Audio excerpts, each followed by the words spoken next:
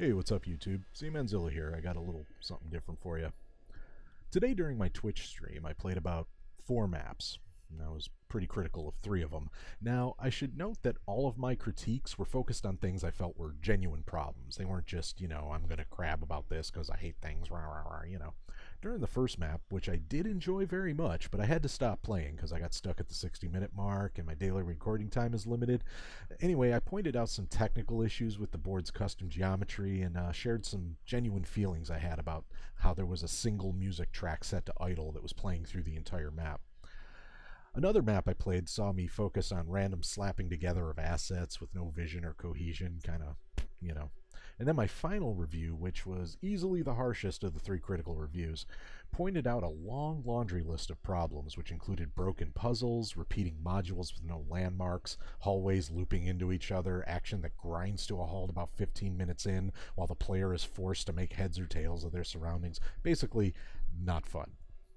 Now the third review, the one where I was the meanest, turns out there was a map made by, this was a map made by a user whose total playtime in their statistics was significantly less than 1 hour.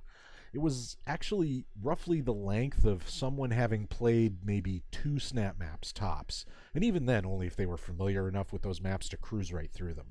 And hey, as it turns out, the user had published a total of 2 maps. So yeah, I basically tore apart a map because the designer designed it for themselves, pretty much only for themselves, and my only true justification for my review was that they submitted it to the review queue. Now, I'm going to be honest. Part of me, a significant part of me, really doesn't want to run that review. I'll get back to telling you why, but first, a little backstory. You see, when I first started reviewing snap maps on Twitch, I did so because I felt like the giving and receiving of feedback in the review queue was a terrible, imprecise mess. You get upvotes, you get downvotes, the ability to report whatever offends you, and that's it.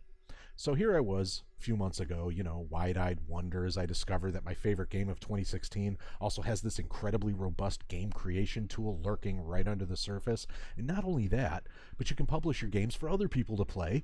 And on top of that, there's all these references to a SnapMap community, which means, hey, lots of other people that make snap maps for each other, and more importantly, they share their knowledge. They tell each other what they like, what they don't like, they share exciting new ideas for game mechanics, and, you get the idea. So, that last part, disappointing to say the least. Now, I've discovered there is a snap map community. However, it only barely connects to the so-called SnapMap community, quote-unquote, referenced in the game itself. The real community, as it turns out, has to use other methods of collaborating and giving each other comprehensive feedback. Things like Twitch, YouTube, online chat programs, console messages, that sort of thing. It's like the official Bethesda SnapMap forum. It looks like it's been closed for at least 6 months. There's no support or anything going on there. So, this is one of the reasons I decided to do SnapMap reviews. The other is because game theory and game design are among my passions in life, and of all my passions, probably the easiest one to film, edit, and stick onto YouTube on a regular basis. You see, I'm a creative person. I like to work with creative people. Now, there's 2 major components of having a creative working relationship with others, even if you're just doing it for fun, and those 2 things are sharing knowledge and giving feedback. So critiques and reviews, like the ones I do, are intended to be a component of this type of feedback. Now, some of you might be asking yourselves, well, Zilla, that's great and all, but what qualifies you to give SnapMap feedback? I mean, we've seen you play. You're mediocre at best and kind of an idiot. Well, there's 2 answers to that. The first is I could list my qualifications for your consideration, including the fact that, I've been playing video games for just under 30 years. I've been programming since I was 10. My first computer was a Texas Instruments TI-99/4A. My first video game console had wood paneling. I've owned and enjoyed almost every major console since the 80s. I've racked up nearly a decade of professional hands-on experience in QA testing and support for several West Coast software companies, including Nintendo of America, and I've spent a lot of personal time studying game theory and design amidst both amateurs and professionals in the field. Whew. That's my first answer, and to be honest, I find it kind of unsatisfying. I prefer the second answer to that question, which is, I am a player of snap maps. I am an individual person, as well as a representative of my demographic. I have an opinion about snap maps, and I'm willing to share it. That's it. I'm no more than this, I'm no less than this, and the same could be said for anyone that plays snap maps. Your opinions are equally valid, and your feedback equally representative of both your personal tastes and the tastes of your demographic. So this is why I critique. When I nitpick little design decisions or give my honest feeling about how a certain element of a board is affecting my experience, it's because I like to imagine that the creator of the map is having the same problems I did back in February of 2017, submitting their maps to a community for legit peer review, waiting for a nice sized cross section of people to play their work, and then trying to guess what the hell a downvote means and what they could have done to improve the experience of playing their SnapMap. So, this brings me back to the example of the creator with the 2 maps and the less than an hour of total community playtime. Assuming everything I've said is true about the positive power of critique and the usefulness of even negative feedback, how does any of that serve a person who is, or at least appears to be, a person that only makes maps for themselves? A person that has demonstrated no interest in the community at large? How does my feedback in any form help them make better maps if the only person they're really trying to please is themselves? I have no way of knowing. Unless creators that fit that description actually step forward and tell me, explicitly, whether or not they want, like, or even care about the existence of my feedback, good or bad, I have no way of knowing. So with that in mind, I feel like it's time for some changes to the way I do things. You see, it's always been my main standing rule that if a map creator clicks that publish for review button, they are not only giving consent for people to review their map, they are literally asking for the SnapMap community to give that review. And as it turns out, my videos are reviews. That said, at no point was my goal with these reviews to just pick on SnapMap creators. None of SnapMap's creators are signing on to be the butt of my jokes. And if we're going to be completely honest here, most if not all are intending only to submit their map to that vague and unhelpful upvote/downvote system. They aren't saying put me on blast on Twitch and YouTube, please. Also, if we're being really, really honest, more than a few creators are hitting that publish for review button with little to no understanding or concern for even that meager little bit. They're either trying to earn a trophy or an achievement, they're still learning the tools and what all the terminology means, or, they're kids who just wanted to be creative for a while and don't know any better, don't need some jerk like me blowing them up. So I think it's time for a little reflection based on this. Time to take this opportunity to revise my rules about what it is I will review. I'd like to go over those now, and in keeping with the theme of this video, I'm asking you, explicitly asking you, for your feedback.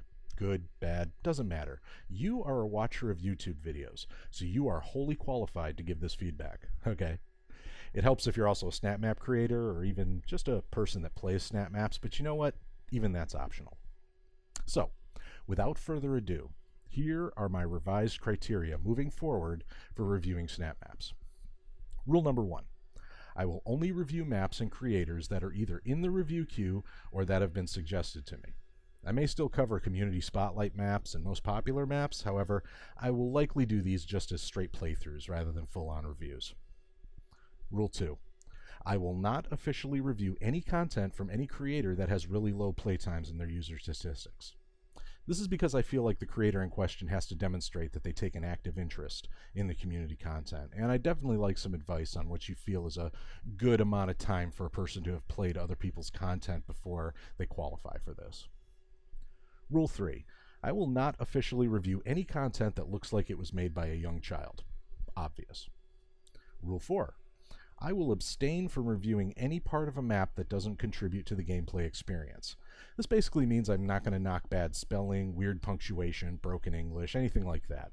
If the map is in a foreign language for whatever reason, and reading is required to play the map successfully, then I will abort that review immediately. Rule 5.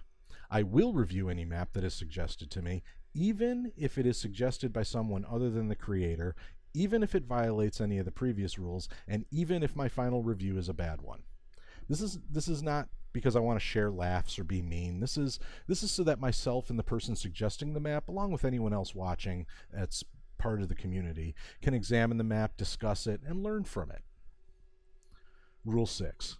I will no longer add disclaimers to the beginnings of negative reviews. Instead, I'll make an effort to make all my reviews honest, fair, and measured, making sure that any negative feedback I have to give is as polite as possible. Rule 7. I'll make a better effort going forward to provide other helpful content. Now, some of the ideas I have planned include doing some instructional videos where I can share some of the things I've learned. I'd like to maybe publish some asset packs that creators can copy and paste into their own maps, which would include, pre-built logic strings, custom geometry objects, self-contained encounter rooms, things like that. Just some, positive things that I can give to the community to let them know that, I'm trying to be helpful. And finally, rule number 8, above all else, I'm going to try to have fun with these. Now that includes positive coverage of maps that amuse me personally. So if I'm doing a map for fun or just because it makes me laugh, what I'll make sure to do is that I'm not tainting it by adding any review or critique elements. Just riff on it, have fun, show people me having fun. That's it. So here's where my talking ends and the discussion begins. Do you think these rules are fair? If not, why? What other rules should I be following? What other things would you like to see on this channel? Please, let me know in the comments, and be sure to subscribe if you haven't already. This is also a good place to suggest some maps and creators you think I should be looking at going forward. Please, help me make this channel a fun and helpful resource for SnapMap content creators. Thanks for watching.